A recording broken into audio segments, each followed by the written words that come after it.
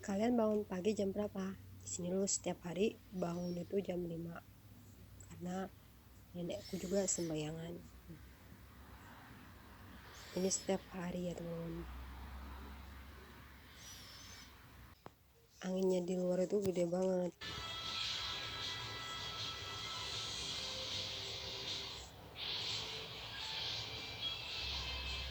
Kenapa ya kalau musim dingin males banget bangun.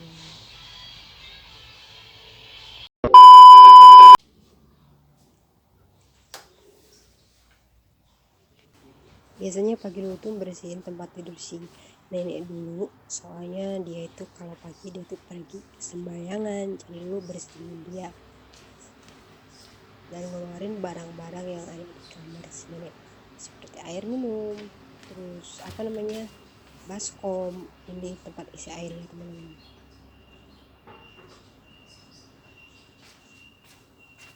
Jadi kalau pasien biasanya kalau tengah malam itu harus ada air di sampingnya, kalau dia batuk atau pengen minum jadi ada.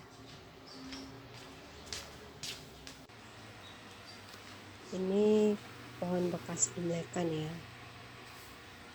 jadi pohon jeruk ini biasanya kalau setiap hari kalau udah imlek 1 minggu biasanya pada rontok kayak gini tuh, lihat.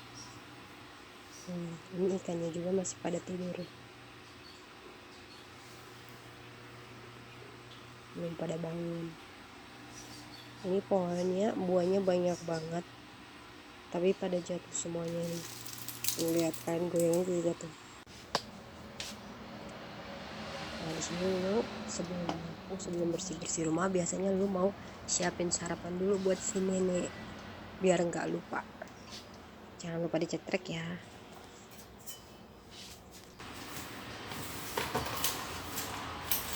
Nah karena neneknya udah masih sembayangan, ini mau bersih dulu, menyapu dulu, terus mau ngepel biar enggak dia tuh kalau udah jalan takutnya kepleset. Jadi buat teman-teman kalau yang jaga lansia biasakan rumah itu bersih dulu sebelum si pasien itu bangun. Di sini juga lu mau sedikit cerita tentang viral berita yang lagi booming. Katanya sih ada seorang BNI yang mencuri uang majikannya itu sebesar 60.000 NT, setara 6 kali 5 itu berarti 30 juta. Tapi itu benar apa tidak? Tapi setahu saya ya, kalau orang sini jangan kan 60.000 taruh di rumah gitu kan, 1 NT aja bakal dicari kalau itu jatuh.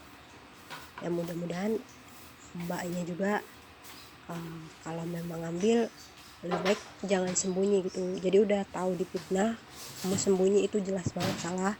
Saran dari saya, kalau kamu ada masalah itu jangan pergi ataupun jangan menghindar, karena dari masalah itu kamu tuh bisa tahu di mana letak kesalahan. Jadi buat teman-temannya kalau memang udah dipitnah kayak gitu jangan sembunyi. Bahkan banyak orang yang menghujat malu-maluin ngambil uang majikan, padahal kan belum tentu tahu kebenarannya gitu loh.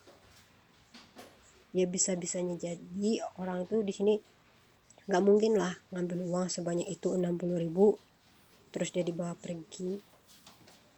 Tapi kemarin juga udah klarifikasi sih si mbaknya, katanya uang itu dikasih sama majikan dan uang tersebut tuh jangan boleh orang lain tahu kecuali dia dan majikan. Tapi bener apa tidaknya belum kejawab dan juga berita juga belum tahu kebenarannya gitu. Jadi buat teman-temannya, kalau orang sini tuh ada masalah sedikit mereka tuh langsung viralin, langsung masukin TV ke berita, padahal kan belum tentu semuanya nyolong, dia kabur ataupun dia pergi tuh ada alasan tertentu sendiri, mungkin nggak betah, nggak nyaman, atau juga mungkin dia juga pengen gaji yang lebih tinggi dari sebelumnya. Jadi mudah-mudahan buat teman-teman semuanya ya, kalau ada masalah dengan majikan, dengan siapapun gitu, jangan pergi dan jangan menghindar, karena takutnya kamu dituduh nyuri uang sebanyak itu terus kamu malah pergi gitu loh, jadi kan kamu tetap disalahin. Mudah-mudahan mbaknya cepet apa masalah cepet kelar biar orang-orang tuh nggak memandang sebelah mata karena disangkanya bener ngambil, padahal kan kemarin aku dengar beritanya enggak, kalau uang itu aslinya dikasih sama majikannya gitu, cuman nggak boleh dikasih tahu, dan uangnya si mbak itu dibeliin barang-barang.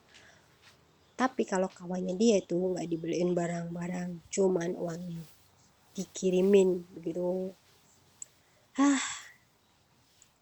Ambil pelajaran aja ya teman-teman, dari kadang orang tuh berita tuh simpang siur, gak jelas banget gitu loh, dibilang ngambil padahal uang Hongpo. Makanya kalau punya uang apa tuh kita harus disimpan ataupun dibeliin apa juga harus tahu majikan ya, apalagi kalau yang suka libur kemana-mana, lebih baik tas kita itu diperiksa, lebih aman gitu aja. Aku di sini bersyukur meskipun keadaan aku kayak gini, nggak pernah banyak kawan, nggak, jarang banget libur ataupun jarang keluar gitu ya, tetap bersyukur. Sebelum tidur kalian dicek dulu ya teman-teman, ada air apa enggak. Kalau kayak gini tuh berarti tambahin, awas meleduk. Terus kalau mau tidur biasakan dilepas nih, biasanya kuo juga ya, dilepas kalau mau tidur.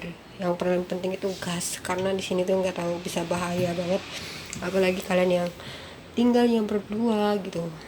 Gas juga, terus keran air biasanya dulu matiin biar aman.